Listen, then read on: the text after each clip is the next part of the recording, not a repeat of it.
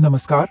आज हम एक बहुत ही गहरे आध्यात्मिक विषय पर बात करने वाले हैं और वो है ब्रह्मचर्य का मार्ग। ये विश्लेषण श्रद्धेय गुरु श्री प्रेमानंद गोविंद शरण महाराज के ज्ञान पर आधारित है।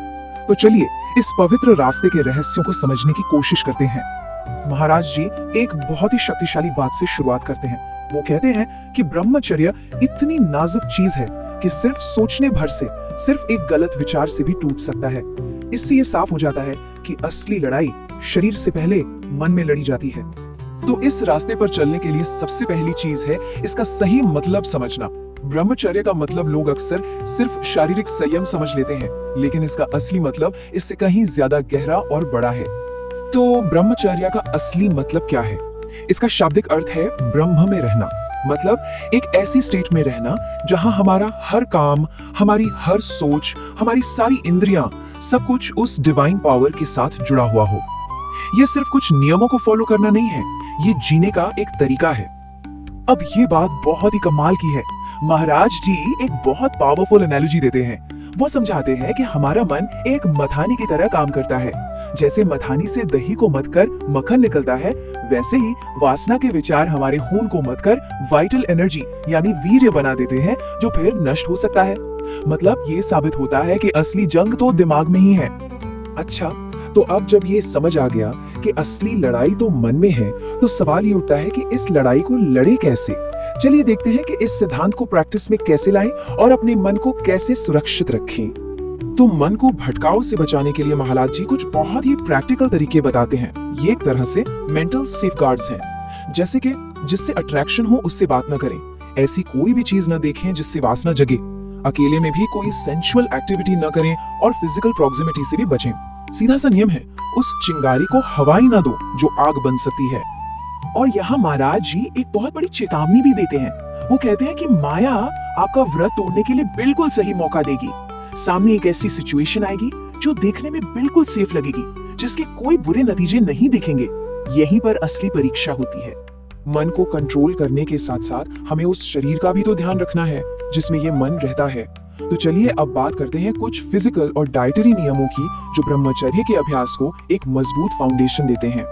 ये सिर्फ फिजिकल एक्सरसाइजेस नहीं है, ये शरीर की एनर्जी को चैनल करने के तरीके हैं। हर एक प्रैक्टिस का एक गहरा मतलब है। जैसे सिद्धासन का रोज 48 मिनट तक अभ्यास हमारी जीवन ऊर्जा को नीचे की ओर बहने से रोककर ऊपर की ओर ले जाने में मदद करता है। अब बात आती है खाने पीने की। यहाँ पर एक बात समझना बहुत जरूरी है कि जैसा अन्न वैसा मन। भोजन बिल्कुल सादा और सात्विक होना चाहिए।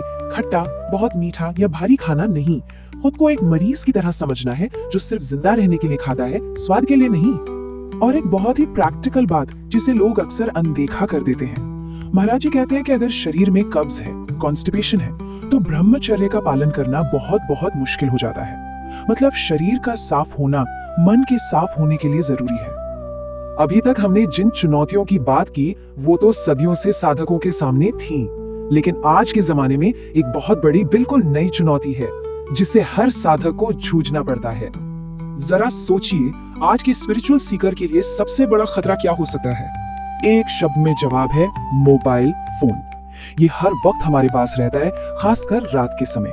ये एक ऐसा दरवाजा है जो किसी भी पल दुनिया भर के प्रलोभन को हमारे अकेलेपन में ला सकता है।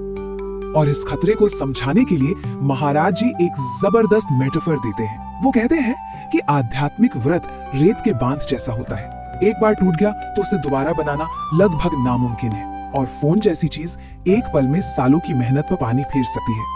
तो इसका मतलब क्या टेक्नोलॉजी को बिल्कुल छोड़ देना है?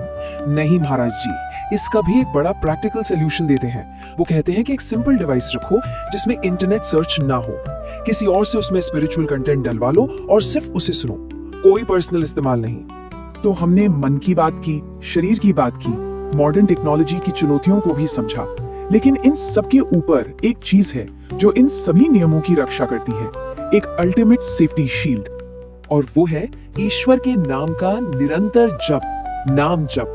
यही इस पूरे अभ्यास की नींव है। यही वो शक्ति है जो बाकी सभी चीजों को एक साथ बांध कर रखती है।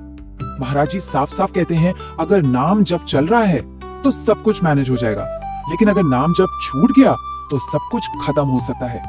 मतलब ये कोई पैसिव एक्टिविटी नहीं है, ये एक एक्टिव फोर्स है जो साधक की रक्षा करती है। तो आखिर इतनी मेहनत क्यों? इस कठिन रास्ते पर चलने का फल क्या है?